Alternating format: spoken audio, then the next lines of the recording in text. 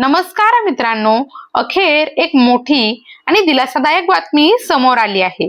गेल्या अनेक महिन्यांपासून ज्याची शेतकरी वाट पाहत होते ते अनुदान आता थेट खात्यात यायला सुरू झालं आहे। हो, अगदी बरोबर ऐकलं, राशनच्या ऐवजी दिलं जाणारं अनुदान आता प्रत्यक्ष शेतकऱ्यांच्या खात्यात जमा होऊ लागलं आहे।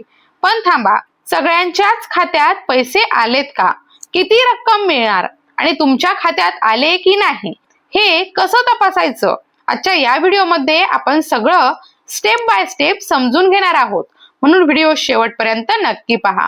मित्रांनो, राज्य सरकारच्या माध्यमातून काही विशिष्ट जिल्ह्यांमधील शेतकऱ्यांसाठी एक महत्त्वाची योजना राबवली जाते। या योजनेच्या अंतर्गत शेतकऱ्यांना थेट राशन देण्याऐवजी त्यांच्या खात्यात रोख स्वरूपात अनुदान दिलं जातं। मित्रांनो, ही योजना संपूर्ण राज्यासाठी नाही तर 14 आत्महत्याग्रस्त जिल्ह्यांमधील शेतकऱ्यांसाठी लागू आहे। या जिल्ह्यांमध्ये शेतकऱ्यांना आर्थिक मदत म्हणून दरमहा ठराविक रक्कम त्यांच्या खात्यात जमा केली जाते। या योजनेअंतर्गत प्रत्येक पात्र शेतकऱ्याला प्रति महिना 170 रुपये डीबीटीच्या माध्यमातून दिले जातात। मित्रांनो, या योजनेअंतर्गत तब्बल 23,65,000हून अधिक शेतकरी पात्र ठरवण्यात आले आहेत। म्हणजेच लाखो शेतकऱ्यांच्या खात्यात ही रक्कम जमा होणार आहे। मित्रांनो, तुम्हाला माहिती असेल, गेल्या जवळजवळ 1 वर्षापासून या योजनेचं अनुदान वितरण झालेलं नव्हतं। त्यामुळे शेतकऱ्यांमध्ये नाराजी आणि संभ्रम निर्माण झाला होता। अनेक वेळा अपडेट आले, GR सुद्धा जारी झाले, पण प्रत्यक्षात खात्यात पैसे आले नाही। त्यामुळे लोक म्हणत होते, जोपर्यंत पैसे खात्यात येत नाहीत तोपर्यंत काहीही खात्री नाही। मित्रांनो, प्रशासनाच्या माध्यमातून अशी माहिती देण्यात आली की मार्च महिन्याच्या शेवटच्या आठवड्यात या अनुदानाचं वितरण केलं जाईल आणि त्यासाठी तयारी सुद्धा सुरू झाली होती, पण शेवटपर्यंत पैसे आले नाही। त्यामुळे शेतकऱ्यांच्या मनात प्रश्न निर्माण झाला, खरंच पैसे मिळणार का? मित्रांनो, अखेर मार्च संपल्यानंतर या अनुदानाच्या रकमा शेतकऱ्यांच्या खात्यात जमा व्हायला सुरुवात झाली।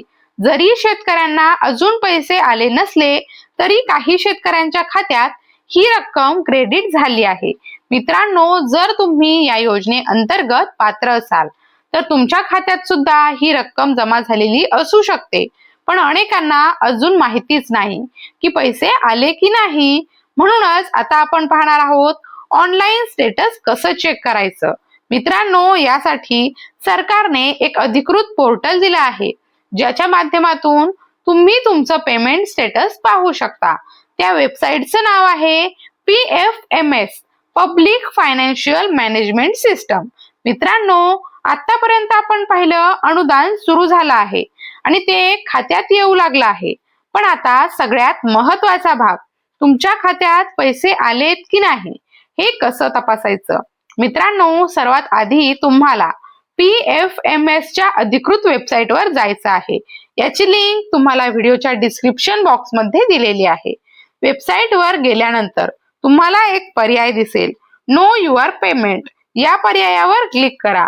पुढे तुम्हाला काही माहिती विचारली जाईल। सर्वात आधी तुमच्या बँकेचं नाव निवडा, त्यानंतर तुमचा अकाउंट नंबर टाका आणि तोच अकाउंट नंबर पुन्हा एकदा कन्फर्म करा। त्यानंतर खाली दिलेला कॅप्चा कोड टाका आणि OTP साठी रिक्वेस्ट करा। तुमच्या बँक खात्याला जो मोबाईल नंबर लिंक आहे त्या नंबरवर एक OTP येईल, तो OTP टाका आणि सबमिट करा। सबमिट केल्यानंतर तुमच्या अकाउंटवर झालेल्या सर्व ट्रान्झॅक्शनची माहिती दिसेल। त्यामुळे तुम्ही पाहू शकता या योजनेअंतर्गत आलेलं अनुदानाचं ट्रान्झॅक्शन। मित्रांनो, या योजनेमध्ये एकूण 14 जिल्ह्यांचा समावेश आहे।